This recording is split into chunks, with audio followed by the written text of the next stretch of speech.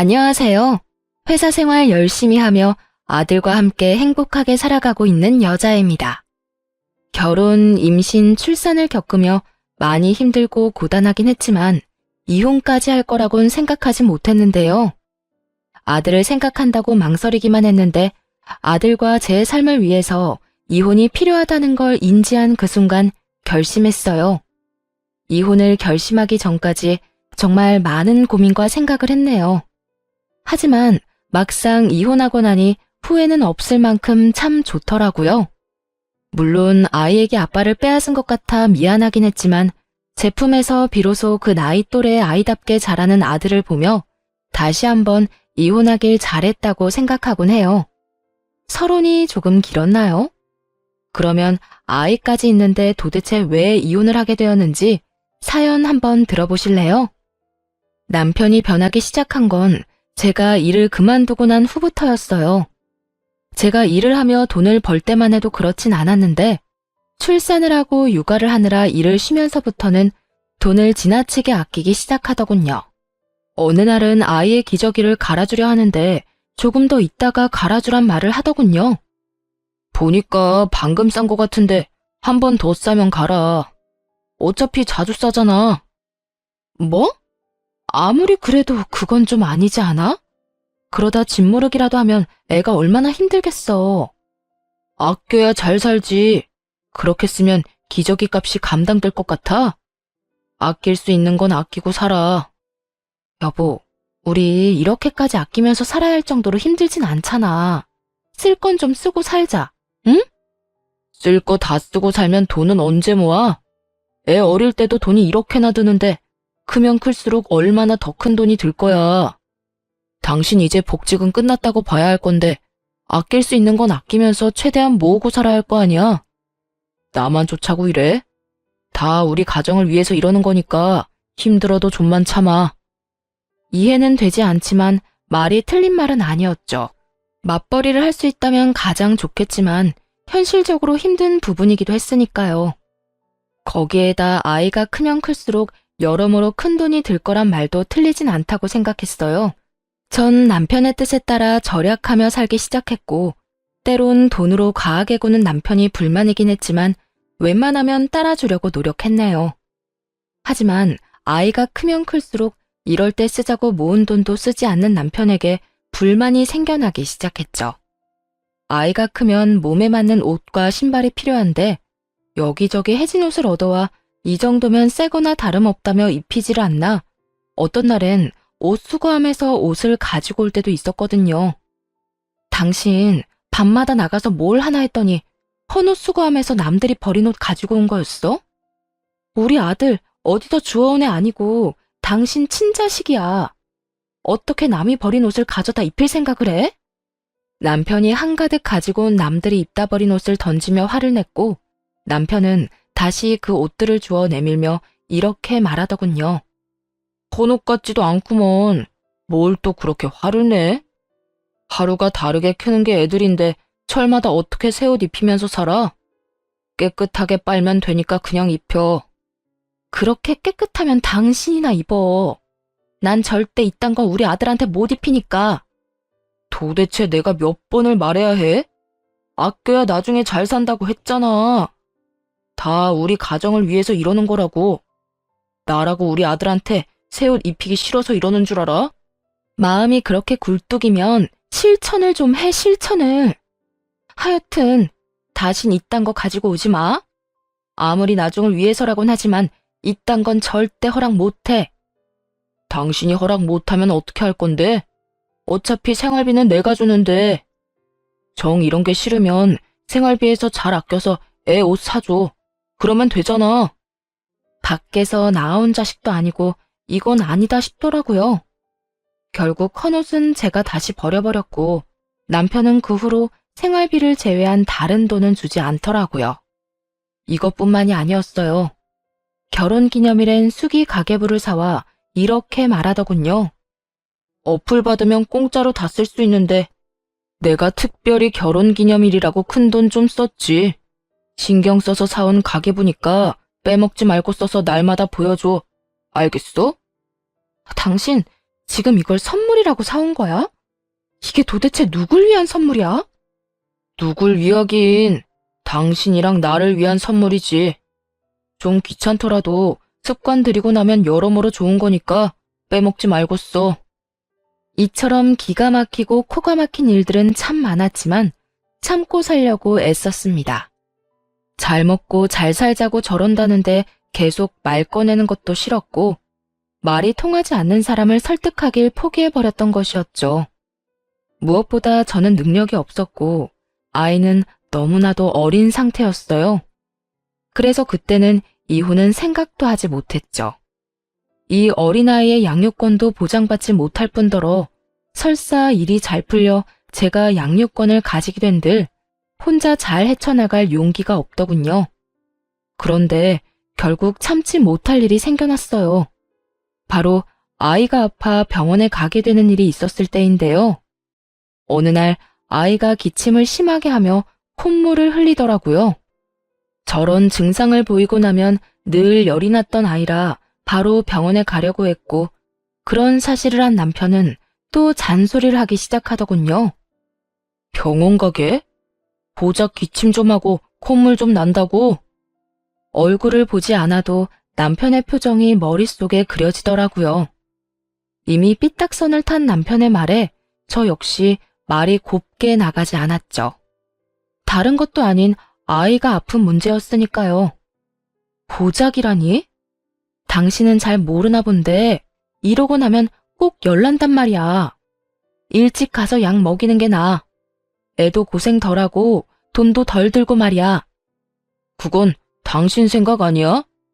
내가 보기엔 그냥 두면 자연스레 괜찮아질 것 같은데 뭘. 애들이야 다 아프면서 크는 거지.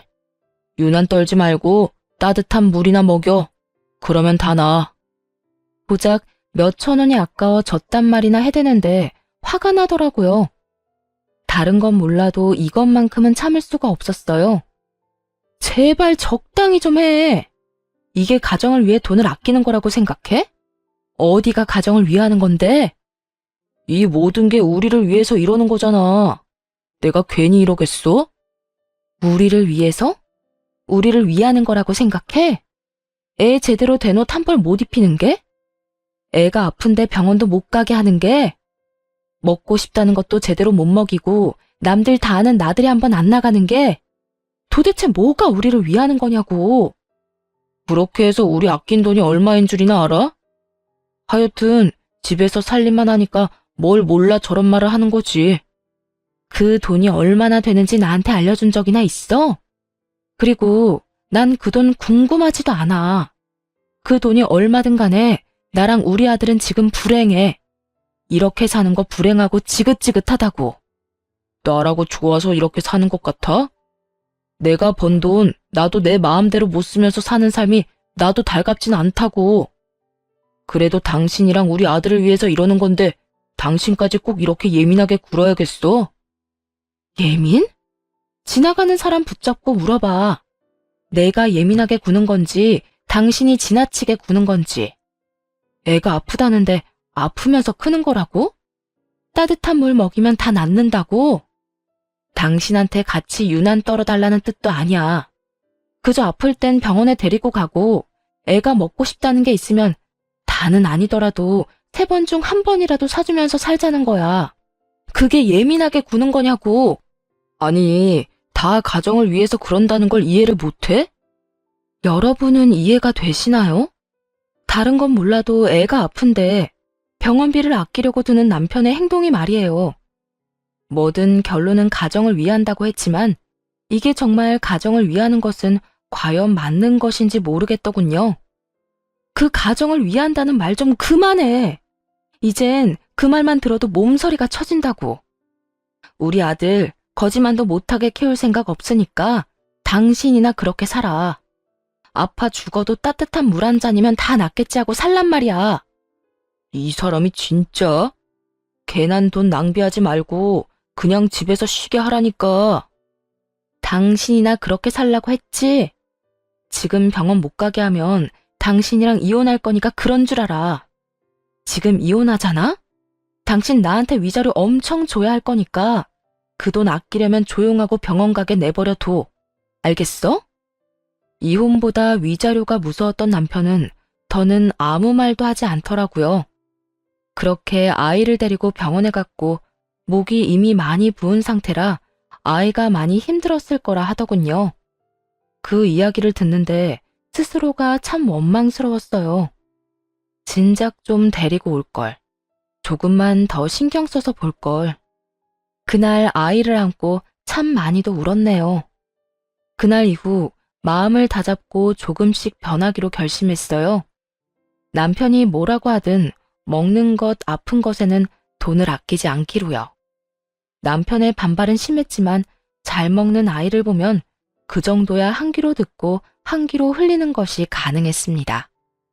여기까지만 했다면 아마도 가정을 지키는 선에서 제 방법대로 대응하며 살았을 거예요. 하지만 무엇보다 화가 나는 것은 따로 있었네요. 이혼까지 결심하게 된 원인이기도 하고 말이에요. 그건 바로 가정에선 돈을 그렇게 아끼는 남편놈이 시댁에는 돈을 전혀 아끼지 않는다는 것이었어요. 특히 시모에겐 돈을 어찌나 잘 쓰는지 아들에겐 그렇게 아끼던 놈이 시모에겐 계절마다 옷을 사주고 있었습니다. 그것만 해도 열불이 터지는데 도저히 참을 수 없는 일이 일어나고야 말았죠. 날이 쌀쌀해지자 시모는 밍크코트 타령을 해대기 시작했고 어느 날은 시댁에 갔더니 떡하니 시모가 밍크코트를 입고 있더라고요. 그냥 보아도 저렴한 라인이 아닌 꽤 비싼 값을 치렀을 법한 밍크코트 말이에요. 어머님, 그 밍크코트 결국 사신 거예요? 엄청 비싸 보이는데. 그럼 우리 아들이 사줬지. 난 이렇게까지 비싼 건 필요 없다고 했는데 우리 아들이 기왕 살 거 좋은 거 사라고 해서 하는 수 없이 매장에서 제일 비싼 걸로 샀어. 이걸 남편이 사줬다고요? 그래. 나한테 아들이 네 남편 말고 또 있니? 어때? 예쁘니? 따뜻하기도 얼마나 따뜻한지. 이거 입고 있으면 따로 보일러 틀 필요가 없다니까. 역시 우리 아들이 최고야. 넌 좋겠다. 이런 남편도 있고 말이야. 시모는 눈치도 없이 자랑을 하기 시작했고 저의 분노는 폭발 직전이 되었습니다. 하나뿐인 제 아들은 제대로 된 겨울 점퍼가 없어서 다 해진 것을 입히고 다니니까 그걸 보다 못한 친정에서 애 옷을 사다 주는 지경이었는데 말이에요. 애 아빠라는 놈은 시모에게 저렇게 비싼 밍크코트나 사주고 있었으니 아무래도 화가 나지 않으면 그게 이상하지 않겠어요? 그쯤 되자 우리가 잘 먹고 잘 살자고 아끼고 산 것이 아니라 시모에게 잘하기 위해 거지같이 살았단 생각밖엔 들지 않았어요. 바로 집으로 돌아와 남편에게 따지기 시작했고 남편의 반응은 더욱 저를 화나게 만들더군요. 당신 어머님 밍크코트 사줬다며? 그것도 매장에서 제일 비싼 옷으로. 당신이 제정신이야? 어떻게 그렇게 큰 돈을 쓰면서 나한테 말도 안 해? 내가 내 돈으로 우리 엄마한테 옷도 못 사줘? 그리고 이왕 사는 거 좋은 거 사면 오래 입고 좋잖아. 싼 게 비지떡이란 말도 몰라? 웃기더군요. 어쩌다 아들 옷 하나 사줄 때는 할인하는 것도 아니고 원가가 저렴한 것 중에서도 가장 저렴한 한 번 빨고 나면 입지도 못할 그런 옷을 사주면서 시모 옷은 저딴 기준에서 고르고 골라 사줬다고 하니 말이에요. 저만 점점 더 화가 오르고 있었고 그에 비해 남편은 평온 그 자체였죠. 그걸 그렇게 잘 아는 사람이 애 옷 살 땐 제일 저렴한 걸로 고르고 골라서 사주냐? 에이, 엄마랑 우리 아들이랑 비교하면 안 되지. 우리 아들이야 앞으로 살면서 더 좋은 거, 더 비싼 거 걸치면서 살겠지만 우리 엄마는 아니잖아. 언제 돌아가실지도 모르는데 살아계실 때 좋은 거 해드려야지. 차별도 적당히 해야 넘어가지. 애는 아파도 병원도 못 가게 하고 거지꼴로 살게 하면서 어머님께는 밍크코트? 이게 말이 된다고 생각해? 당신이 생각해도 당신 행동이 심하다고 생각 안 해? 그리고 그런 논리면 우리 친정에도 밍크코트 정도는 사줘야겠네. 어머님이나 우리 엄마나 나이는 비슷하잖아. 언제 어떻게 될지 모르는 건 매한가지인데 나도 우리 엄마 밍크코트 한 번은 입혀줘야겠네. 이때껏 누구보다 태어나던 남편은 친정엄마 이야기에 화들짝 놀라며 언성을 높이기 시작하더군요. 내가 왜 당신 집까지 챙겨야 해? 이건 확실하게 하자. 내가 벌어온 돈으로 우리가 생활은 하고 있지만 그렇다고 해서 그 돈들이 당신 돈은 아니야. 내 돈이지. 난 내 돈으로 당신 집까지 챙길 생각 없으니까 그런 줄 알아. 섭섭하다는 말로는 심정을 다 표현하기 힘들더라고요. 울컥하면서도 화도 나고 그러면서 또 이런 이야기나 들으려고 그토록 헌신적으로 살았나 하는 생각이 들며 눈물이 왈칵 쏟아져 내릴 것만 같았어요. 하지만 저렇게 뻔뻔하게 구는 남편 앞에서 울고 싶진 않았기에 눈물을 가까스로 삼키며 이야기를 이어나갔습니다. 당신 말 진짜 웃기게 한다. 당신 돈? 당신이 마음 편히 회사 다닐 수 있는 게 다 누구 덕인데 그렇게 당당히 내 돈이라는 말을 해? 내가 집에서 애 보고 당신 뒷바라지 다 해주니까 가능한 일이라고. 그러니까 그건 당신 돈만 되는 게 아니다 이 뜻이야. 그게 무슨 말도 안 되는 소리야. 내가 나가서 내가 힘들게 일해서 번 돈인데 왜 그게 당신 돈이야? 당신은 그저 나한테 얹혀 사는 사람일 뿐이라고. 그러니까 내 돈으로 내가 어디에 쓰든 상관하지 마. 생활비 한 푼 안 내고 따뜻한 집에서 삼시세끼 먹으면서 고마운 줄도 모르고 말이야. 아, 그래? 그러면 내가 집안일하고 당신 빨래해주고 당신 먹을 밥 해주는 값 내놔. 시간당으로 쳐도 꽤 될 텐데. 그거 다 주면 나도 앞으로 생활비 낼게. 그러면 되겠네. 당신이야말로 정신 나갔어? 그건 당연히 당신이 해야 할 일을 하는 것뿐인데 내가 왜 그 돈을 줘? 당연히 해야 할 일이 어디에 있어? 가사노동도 엄연한 일인 거 몰라? 이때까지 집안일한 건 받지 않을 테니까 앞으로 일하는 건 한 푼도 빼지 말고 내놔. 그러면 나도 당신처럼 생활비 내고 살 테니까. 헛소리 하네. 난 땡전 한 푼 못 주니까 내 돈 탐내지 마. 땡전 한 푼 주기 싫으면 내 돈, 네 돈 그딴 소리 다신 하지 마. 알겠어? 나라고 좋아서 고급 인력 집에서 낭비하고 있는 거 아니니까. 그제야 알겠더라고요. 가정을 위해 집에서 육아와 집안일만 하는 저를 남편이 어떻게 생각하고 있었는지 말이에요. 그리고 가정을 위한답시고 아끼고 아낀 돈은 모조리 다 시댁으로 흘러간다는 것도요. 그때까지 수없이 머리로만 고민하던 이혼을 결심하는 순간이었죠. 하지만 안타깝게도 바로 이혼을 할 순 없었습니다. 아이는 제가 키우겠다고 당당하게 말할 수 있는 능력부터 키우기로 했어요. 다행스럽게도 마침 제가 다니던 회사에서 다른 분이 육아휴직에 들어가게 되었고 제 사정을 알고는 다시 불러주어 복직을 하게 되었네요. 아이를 어린이집에 보내기로 했고 하원이라든가 갑작스럽게 아이에게 생기는 불가피한 일은 친정 부모님의 도움을 받기로 했어요. 괜한 문제로 남편과 싸워야 하는 시간 낭비는 하고 싶지 않았으니까요. 복직 소식을 들은 남편은 응원은 못해줄 망정 비아냥대며 비웃어대더군요. 복직? 그 회사도 참 일 시킬 사람이 없긴 없는가 보네. 당신 같은 사람을 다시 부르고 말이야. 당신 회사만 할까? 이렇게 인간 이하인 사람인 줄도 모르고 일 시키고 월급까지 주고 있으니 그 회사 안목도 알만하네. 당신 무슨 말을 그렇게 해? 당신이 먼저 시작했어.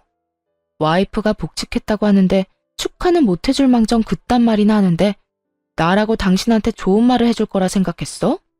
당신 말은 틀렸어도 내 말은 틀린 말은 아니잖아. 몇 년 동안 집구석에서 살림이나 하고 애나 키우던 여자가 복직한다고 해서 맡은 일이나 제대로 처리할 수 있을 것 같아? 그거야 두고 보면 알겠지. 내가 일을 잘해서 회사에 둘도 없는 인재가 될지 누가 알아? 착각은 자유라고 해도 그 정도면 심하다고 생각 안 해? 하긴 직접 부딪혀봐야 알지. 아마 일주일도 안 돼서 나한테 생활비 받았을 때가 좋았다고 생각할 거다. 그때까지 일 그만둔다고 다시 생활비 좀 달라고 매달리지나 마. 당신은 잘 모르나 봐. 당신 웬만한 진상 상사보다 훨씬 더 심한 진상이라는 거. 내가 당신도 버티고 살았는데 그까짓 회사 생활이 힘들다고 도망칠 것 같아? 뭐라고? 너 진짜 아까부터 말이 심한 거 아니야? 남편한테 진상이 뭐야, 진상이? 가만히 있는 사람 먼저 건드렸을 땐 이 정도는 각오했어야 하는 거 아니야? 그리고 당신 진상 맞잖아. 진상 보고 진상이라고 하는데 무슨 문제라도 있어? 당신 계속 진상 그러는데 내가 무슨 진상이야? 집에서는 세상 둘도 없는 짠돌이라서 애 옷 한 벌, 병원비도 아끼는 사람이 자기 집에는 재벌집 상속자처럼 돈 써대면 그걸 진상이라고 하는 거야. 정작 아끼는 게 없어야 할 가정에서 아낀 돈으로 효자짓이나 하고 다니는 걸 다른 말로 표현할 게 있다고 생각해? 아, 그리고 애 키우고 집안일 하는 건 하찮게 여기면서 네 돈 내 돈 하는 것도 진상 중에 완전 진상이지. 웬만하면 말다툼을 하며 시간 낭비를 하고 싶지 않아 피해왔는데 그날만큼은 지금껏 하고 싶던 말들을 다 쏟아냈네요. 이런 반응의 남편은 많이 당황한 모양이더라고요. 평소에 제 모습과는 달라도 완전 다른 모습이었으니까요. 그리고 이런 말들이 전곡을 찌르기도 한 모양이었어요. 가만히 노려보던 남편은 말을 돌리며 다시 비아냥대기 시작했죠. 그래, 여자하고 말싸움 해봤자 남자만 손해지. 앞으로 두고 볼게. 언제 잘리게 될지 말이야. 그리고 나한테 언제 생활비 타령을 할지 지켜보는 재미가 있겠네. 혼자 헛된 기대 마음껏 해. 난 당신 기대처럼 잘릴 생각 절대 없으니까 말이야. 오히려 당신보다 더 인정받고 당신보다 더 많이 벌고야 말 거니까 두고 봐. 처음엔 남편의 이런 반응이 화가 났는데 시간이 조금 지나니 오히려 고맙더라고요. 남편 덕에 도끼를 제대로 충전했으니까요. 일을 하며 남편의 도움을 받기 싫었기에 혼자 아들을 돌보는 것은 물론 집안일도 신경 쓰며 바쁘게 살았네요. 그렇게 3년이 지났어요. 일만 시작하면 당장이라도 이혼하고 아들을 데리고 나와 잘 살 수 있을 거라 생각했는데 현실은 그리 녹록지 않더라고요. 우선 전셋집이라도 마련할 돈을 모아야 했고 회사 내에서도 입지를 다질 필요가 있었죠. 3년이란 시간 동안 남편은 점점 더 뻔뻔해졌지만 당장이라도 이혼하고 싶었던 마음은 점점 진정되더라고요. 돈을 벌기 시작하니 부딪히는 부분이 없어지기도 했고 그동안 각자의 삶을 살다 보니 그랬던 것 같아요. 이대로라면 아들의 아빠 자리는 지키고 있게 해주려고 했는데 그것마저도 남편 스스로 걷어차는 일이 일어나고야 말았습니다. 그날도 다른 날과 마찬가지로 아이를 유치원에 맡기고 출근을 했던 날이었어요. 그날따라 정신이 없이 일을 하고 있는데 선생님께 전화가 오더라고요. 어머님, 혹시 바쁘실까요? 왜 그러세요? 애한테 무슨 일 있나요? 그게 오늘 비가 와서 야외 활동 대신 원에서 체육 활동을 하다가 친구가 넘어지면서 준이를 밀었나 봐요. 준이가 같이 넘어지면서 책상에 찍혔는데 눈 위가 찢어졌어요. 지금 병원으로 데리고 가려고 하는데 혹시 따로 원하시는 병원이 있으실까요? 찢어졌다고요? 아니, 얼마나요? 심하게 다쳤어요? 원하는 병원은 따로 없긴 한데 일단 가까운 곳 중에 가장 큰 병원으로 가주세요. 준이 사진도 좀 보내주시고요. 병원 정해지면 따로 문자도 좀 주세요. 진정이 되지 않더라고요. 사진 속 아이는 피를 흘리며 울고 있었고 이미 저도 함께 울고 있었네요. 그래도 애아빠라고 그런 순간이 되자 남편이 생각나더라고요. 바로 아이의 사진을 보내고 전화를 걸었어요. 여보, 사진 봤어? 준이 유치원에서 다쳤대. 봤는데 어쩌다 이렇게 된 거야? 친구가 넘어지면서 밀었다나 봐. 그 바람에 책상에 잘못 찍히는 바람에 눈 위가 찢어졌대. 지금 병원 가보려고 하는데 나 놀라기도 많이 놀라고 큰일이라도 날까봐 무서워. 당신도 같이 좀 가주면 안 돼? 지금 많이 바빠? 무섭기는 뭐가 무서워. 눈가 좀 찢어진 거 가지고. 난 지금 바빠서 못 가니까 혼자 얼른 가봐. 그리고 병원비는 상대방 애 부모한테 달라고 해. 알겠어? 괜히 괜찮다, 애들끼리 그럴 수도 있다 그딴 말 하지도 말고 최대한 화 많이 난 척하면서 병원비 제대로 받아내란 말이야. 당신은 우리 애가 다쳤다는데 할 말이 그거밖에 없어? 그러면 이거보다 중요한 말이 있어? 이미 다친 건 다친 거고 병원비라도 받아내야 할 거 아니야. 하여튼 난 못 가니까 가서 알아서 해결해. 아니다. 그냥 그 부모 연락처 나한테 보내. 내가 알아서 할 테니까. 화를 내고 있을 시간도 없었어요. 전화를 끊고 곧바로 병원으로 향했고 급한 치료를 끝낸 아이와 집으로 돌아왔네요. 그렇게 집에서 놀란 아이를 진정시키고 재우고 나오니 남편이 시모를 부축하며 집으로 들어오더군요. 육안으로 보기엔 다친 곳이 없어 보이긴 했지만 아이가 크게 다친 것을 보고 난 후라 덜컥 겁이 나더라고요. 부축을 받아야 할 정도로 시모도 크게 다친 것은 아닌가 싶었죠. 그런데 그건 저만의 걱정일 뿐이었습니다. 시모를 소파에 앉히고 남편의 입에서 기가 막히는 말이 흘러나왔으니까요.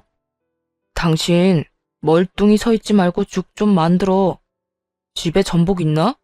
없으면 사와서 전복죽 좀 해. 전복죽? 그래, 전복죽. 무슨 며느리가 시어머니한테 그렇게 관심이 없어? 우리 엄마 감기 걸린 것도 몰랐지? 감기 걸려서 제대로 먹지도 못하고 있다길래 내가 오늘 모시고 병원 다녀오는 길이야. 워낙 먹은 게 없어서 기운 없다시길래 우리 집으로 모시고 온 거니까 한동안 당신이 좀 챙겨드려. 남편의 바쁜 일은 살이 찢어져서 피를 흘리는 아이가 아닌 감기에 걸린 시모를 내과에 모시고 가는 것이었더라고요. 거기에다 시모가 고작 한 끼 안 먹어 힘이 없으니 그 병시종까지 들으라고 집까지 데리고 온 것이었죠.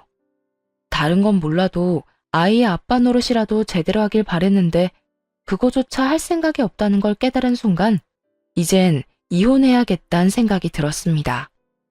더는 이런 인간에게 내 소중한 아이의 아빠 자리에 앉아있게 할 순 없었어요. 시모가 있든 말든 상관도 없었죠. 그 자리에서 바로 남편에게 이혼을 통보했네요. 우리 이혼하자. 더는 당신 같은 사람이 내 아들 아빠로 있는 꼴 보고 싶지도 않다. 뭐? 이혼은 무슨 이혼이야. 전복죽 끓이라고 한 게 이혼 사유나 된다고 생각해? 당신은 고작 내가 전복죽 하나 때문에 이혼 이야기를 꺼낸다고 생각하는 거야? 조금만 생각해봐도 충분히 이혼 사유를 알 수 있을 텐데 생각이 그렇게나 없어? 생각을 해봐도 이혼할 만한 이유가 없어서 이러는 거야. 도대체 갑자기 이혼하자는 이유가 뭔데? 그것도 우리 엄마도 있는 자리에서. 당신이 이따위니까 내가 이혼하자고 하는 거야. 오늘도 그래. 당신은 우리 애보다 당신 엄마가 더 중요하잖아. 부모님 아프면 병원 정도는 모셔다 드릴 수도 있지. 그런데 오늘은 우리 애도 많이 다쳤잖아. 내가 많이 놀라고 겁난다는 이야기까지 했는데 당신 뭐라고 그랬어? 바쁜 일 있다고 병원비나 제대로 받아내라고? 그게 아빠가 할 말이야? 적어도 많이 다쳤냐? 애가 많이 놀라진 않았냐고 물었어야지. 지금 들어와서는 뭐가 틀린 줄 알아? 애 이야기는 한마디도 안 하고 전복죽? 전복죽 같은 소리 한다. 집구석에 전복 한 마리라도 사다 주고 그딴 말을 해. 내 말이 틀렸어? 병원비는 다 받아내야 할 거 아니야. 잘잘못은 따져서 손해는 안 봐야지. 그리고 내가 그까지 병원 좀 안 가서 애가 어떻게 됐어? 그런 것도 아니잖아. 당신 화난 거 알겠으니까 이혼 같은 헛소리 하지 말고 얼른 죽이나 끓여. 이혼하려면 변호사 선임도 해야 하고 돈이 얼마나 드는데 이혼은 무슨 이혼이야? 돈 좀 번다고 돈 무서운 줄 몰라. 안 되겠어. 앞으로 당신 월급도 나한테 다 내놔. 내가 관리할 테니까. 헛소리나 계속 해대는 남편이나 그런 남편의 말이 하나 틀린 것이 없다는 듯 고개를 끄덕이는 시모나 어느 하나 멀쩡한 사람이 없어 보이더군요. 그렇게 정신을 못 차려준 덕분에 이혼에 대한 제 의지는 더욱 확고해지긴 했지만요. 이런 상황에서도 변호사 비용이나 따지고 있으니까 내가 이혼하자고 하는 거야.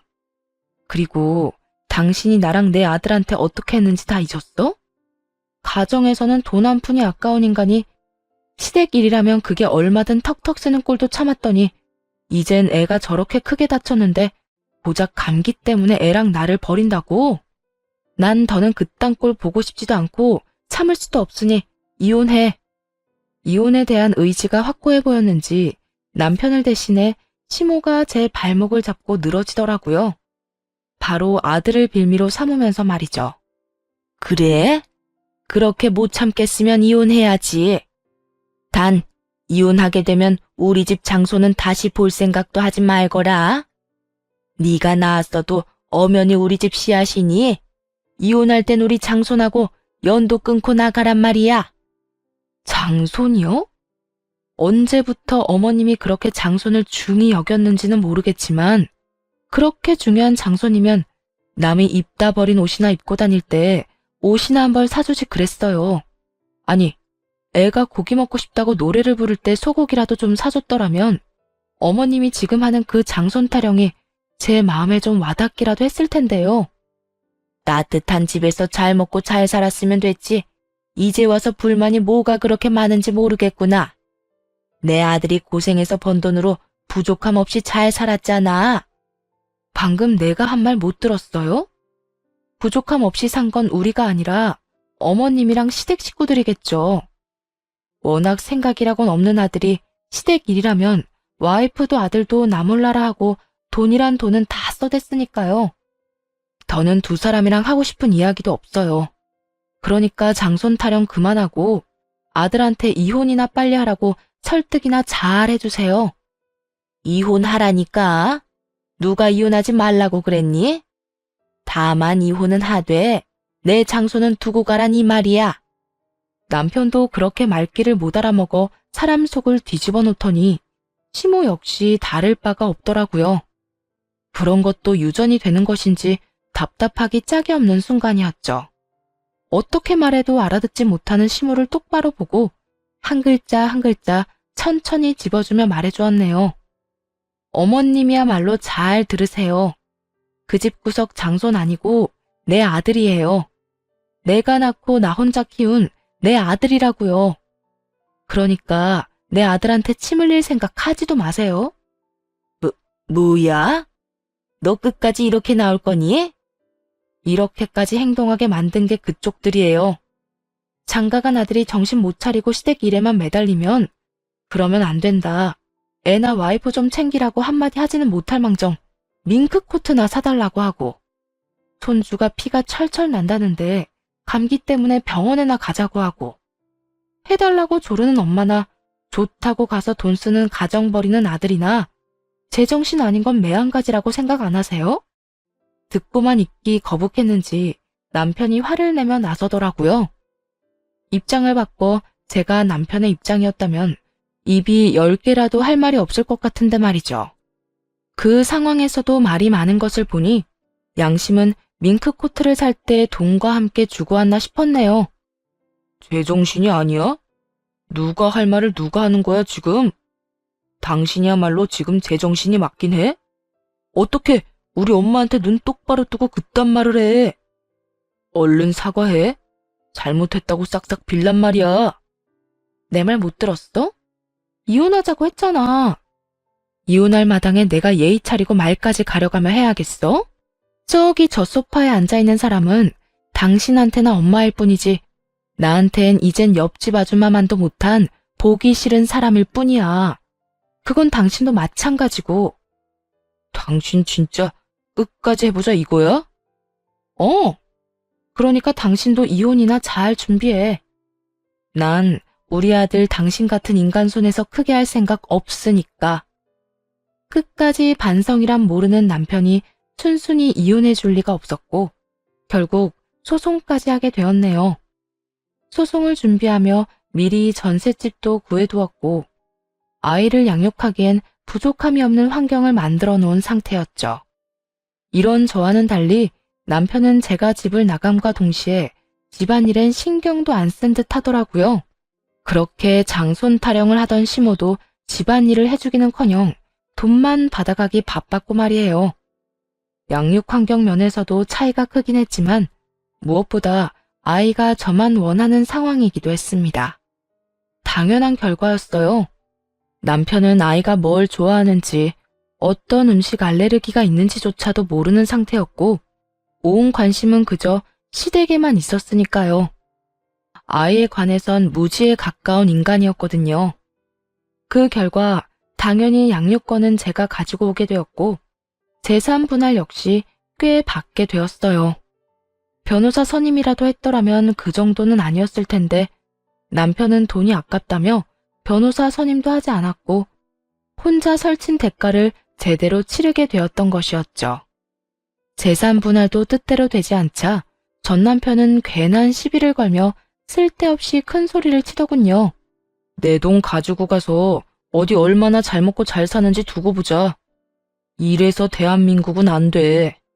집에서 돈이나 쓰고 논 여자가 뭘 했다고 재산 분할을 그만큼이나 해주라는 거야? 네가 그딴 식이니까 재산 분할을 그만큼이나 해주라는 거야. 그러게 나처럼 변호사라도 선임했어야지. 잘한 짓거리는 단 하나도 없으면서 무슨 자신감으로 혼자 덜렁 나와서 소송을 해? 어깨 위에 그건 장식용으로 두지 말고 좀 써. 그러라고 달아놓은 거니까. 이까지 소송 좀 네 뜻대로 다 됐다고 기고만장한가 본데. 너처럼 펑펑 쓰면서 살면 망하는 건 시간 문제니까 내 돈 관리나 잘하면서 살아. 알겠어? 네 돈 관리나 잘하면서 살아. 알겠어? 이제 네 돈 아니고 내 돈이니까 신경 쓰지 마. 앞으론 애 문제 아니면 연락도 하지 말고 살자. 나야말로 바라는 바거든. 사는 게 힘들어도 나한테 다시 돌아올 생각은 하지도 마. 난 이제 너 같은 여자 지긋지긋하니까 말이야. 같은 마음이라니 다행이네. 제발 지긋지긋한 얼굴 보지 말고 살자. 그렇게 이혼을 하게 되었어요. 양육비에 대한 선고도 있었지만 당연히 주지 않더라고요. 받을 기대조차 없기도 했고 아들을 보여달란 말도 없어서 그냥 그 값으로 쳐주려고 했는데요. 이혼하고 2년 정도 뒤부터 애를 핑계로 계속 찾아오기 시작하더군요. 아이가 반기지도 않는데 꾸역꾸역 찾아와 갖은 친한 척은 다 한다 싶더니 어느 날은 전 시모도 함께 찾아왔더군요. 그날은 두 사람 다 짐까지 싸와 아들과 친한 척을 하길래 도대체 무슨 생각으로 저러나 물어보게 되었죠. 이번엔 당신 엄마도 모자라서 짐까지 싸서 들고 왔네? 2년 동안 연락 한 번 없더니 이제 와서 이러는 이유가 뭐야? 이유는 무슨 이유? 그냥 우리 아들이 얼마나 컸나 궁금해서 왔지. 짐은 매번 잠깐씩 보고 가니까 아쉬워서. 이번엔 한 며칠 지내면서 우리 아들이랑 시간 좀 보내려고. 엄마도 마찬가지고 말이야. 애 키울 데도 없던 부성애가 갑자기 생겼다고? 말이 되는 소리래. 우겨볼 셈인 것 같은데 그딴 거 안 통하니까 똑바로 말해. 꼴 보아하니 형편도 어려워진 것 같고 회사도 안 나가는 것 같은데 무슨 목적으로 찾아온 거야? 거짓골을 하고 온 전 남편과 전 시모를 몰아세웠고 전 시모가 추악한 속내를 드러내기 시작했습니다. 그게 사실은 너랑 이혼하고 얼마 안 지나서 우리 아들이 회사를 그만두게 됐지 뭐니. 회사 사정이 안 좋아져서 권고사직을 당하게 됐어. 그나마 퇴직금을 꽤 받아서 그걸로 장사를 시작했는데 하늘도 무심하시지 코로나가 터져버렸지 뭐야. 너도 알지? 코로나 때문에 살아남은 가게가 없다는 거. 그래서 우리 사정이 요즘 좀 많이 좋지 않아. 꼴이 볼만하다 했더니 다 이유가 있었더라고요. 큰 마음 먹고 있는 돈 없는 돈 다 끌어모아 시작한 가게는 다 망했고 오갈 데가 없어지니 그제야 저를 찾은 것이었죠. 처음부터 짐 싸서 들어오기엔 양심에 찔렸는지 아들 핑계로 오가기로 한 모양이었고요. 그래서 그렇게 형편이 어려워졌으니 이제 와서 나한테 빈대라도 붙으려고 그러세요? 빈대라니. 재결합이라는 좋은 단어가 있지 않니? 우리도 우리지만 너 힘들까봐 이렇게 찾아온 거야. 아들 혼자 키우는 게 보통 일이 아니지 않니? 언제까지 친정 도움 받을 거야? 사돈들이 말을 안 해서 그렇지 몸도 마음도 힘드실 게야. 그러니까 너도 우리가 이렇게 왔을 때 못 이기는 척 받아들이려무나. 애한테도 아빠가 다시 생기니 좋고 너도 듬직한 남편이 다시 돌아왔으니 여러모로 좋은 일 아니겠어? 이 모든 개소리를 요약하자면 쫄딱 망의 거지가 된 자신들을 감사한 마음으로 데리고 살아라 였네요. 이혼도 한마당에 더는 얼굴 붉히면서 연락도 하고 싶지 않아 양육비 타령 한번 하지 않았더니 저를 만만하게 봐도 보통 만만하게 본 것이 아니더군요. 좋아요? 누가 좋아요? 난 하나도 좋은 게 없는데. 나랑 내 아들은요, 그쪽이랑 그쪽 아들 얼굴 안 보고 사는 게 가장 좋은 일이에요. 그러니까 다신 찾아올 생각도 하지 마세요. 그리고 당신 이때까지 양육비 한 번도 안 준 거 알지? 내가 당신 목소리도 듣기 싫어서 그까짓 양육비 안 받고 안 만나고 살려고 이야기도 안 꺼낸 건데 당신이 이렇게 나오니까 나도 하는 수 없이 그 돈 다 받아내야겠어. 뭐라고? 나한테 그런 돈이 어디 있다고? 그건 당신 사정이지 내 사정은 아니잖아. 그러게 누가 찾아와서 괜한 짓거리 하래? 양심도 없이 2년 만에 찾아와서 뭐? 재결합? 미치려면 혼자 미쳐. 어디 나랑 내 아들까지 미치게 만들려고 감히 이딴 짓을 해? 당신도 말은 안 해서 그렇지 나랑 재결합 생각한 적 있을 거 아니야. 지금은 당신이 화가 나서 그러는데 우리 아들 생각 좀 해보라고. 이제 크면 클수록 아들이니 더욱 아빠 손길이 필요해질 텐데 그때 가서 후회하지 말고 지금 재결합하면 좋잖아. 그러니까 나나 내 아들이나 그놈의 재결합 나는 원하지도 않는다니까. 훗날 아빠 손길이 필요해도 네가 아쉬워질 일도 없고 그때 되면 늘 그러했듯이 나랑 내 아들이 알아서 헤쳐나갈 테니까 괜한 걱정도 하지 마. 그러지 말고 우리 좀 살려줘. 진짜 갈 데가 없어서 그래. 얼마나 힘들었으면 2년 만에 당신 찾아와서 이런 말까지 하겠어? 나한테 남은 정 없다는 거 알긴 하는데 그래도 나 준이 아빠잖아. 그거 생각해서라도 한동안만 여기서 좀 지내게 해주라. 응? 준이 아빠 같은 소리 하네. 당장 당신 엄마 데리고 내 집에서 나가. 다신 찾아올 생각도 말고. 차례대로 전 남편과 전 시모를 쫓아내버렸고 그 길로 양육비 일시금 지급 신청을 했습니다. 그렇게까지 하면 정신을 좀 차릴 거라 생각했는데 정신줄이 제대로 나가버린 전 남편은 반성은 하지도 않고 또 찾아와 화를 내더라고요. 당신 진짜 이렇게 매정한 사람이었어? 나 힘들다고 했잖아. 돈 없다니까? 그렇지 않아도 땡전 한 푼 없는데 그런 큰 돈을 어디서 마련해? 그러게 누가 줘야 할 돈 안 주고 쌓아두래? 양육비 한 번 안 주고 찾아와서 그 난동을 피웠을 땐 당연히 이런 결말도 예상했어야지. 당신이 당신 엄마까지 데리고 짐만 싸서 들고 들어오면 내가 하는 수 없이 받아줄 거라 생각했나 본데 난 절대로 그럴 생각이 없어. 당신이 마지막까지 나하고 내 아들한테 한 짓이 있는데 당신 같으면 당신을 용서할 수 있겠어? 적당히 좀 해. 그게 언제적 일인데 아직까지 그 이야기를 꺼내? 꺼낼만 하니까 꺼내는 거야. 그리고 이런 이야기 듣기 싫으면 찾아오질 마. 누가 찾아오라고 빌기라도 했어? 반기는 사람 하나 없는데 왜 찾아와서 듣기 싫은 말을 듣고 있어? 누군 오고 싶어서 온 줄 알아? 당신이 양육비로 장난질을 치니까 이렇게 온 거 아니야. 하여튼 난 돈 없으니까 알아서 해. 양육비 안 주고 이상한 짓 한 게 누군데 어디서 큰 소리를 쳐? 그리고 저번에도 말했지?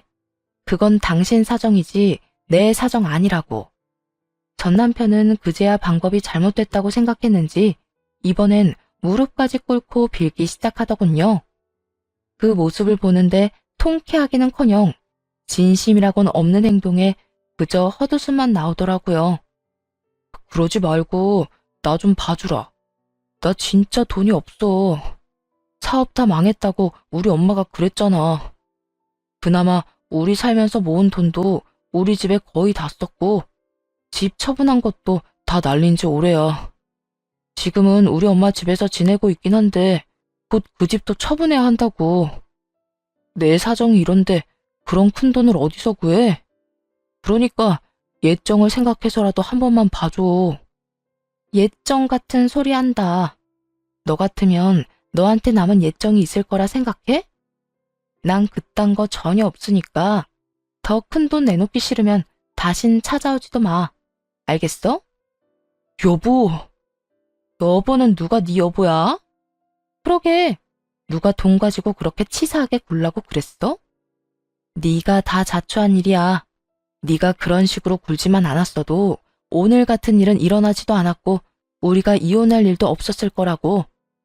그러니까 더러운 눈물 여기서 빼지 말고 당장 꺼져. 마지막 눈물 작전까지 통하지 않자 전 남편은 악담이란 악담은 다 퍼붓고 가버리더라고요. 그 후 전 남편은 돈은 돈대로 탈탈 털리고 자식 얼굴도 못 보게 되었죠. 그리고 들려오는 이야기엔 재기도 못할 정도로 망해버려서 그렇게 있는 돈 없는 돈 다 써대며 효도하던 심호품으로 돌아가 손가락만 빨며 살고 있다고 하더군요. 전 시무꼴도 볼만할 것 같더라고요. 손에 쥔 건 하나도 내놓지 않고 그렇게 아들 등골만 빼먹더니 돈줄이 끊긴 것도 모자라 쫄딱 망한 아들 데리고 사느라 있는 것도 하나둘 팔아버리고 하루살이처럼 살고 있다는 이야기를 들을 수 있었습니다. 남의 눈에 눈물 나게 하고 잘 사는 사람 몇 없다지만 전 시모와 전 남편의 마지막은 말로는 다 못할 통쾌함을 느끼게 해주었어요. 경력 단절로 집에서 육아와 살림만 하던 시절 느꼈던 그 서러움이 한 번에 다 날아가는 기분이 들기도 했죠. 어느덧 많은 계절이 지났고 아들도 많이 커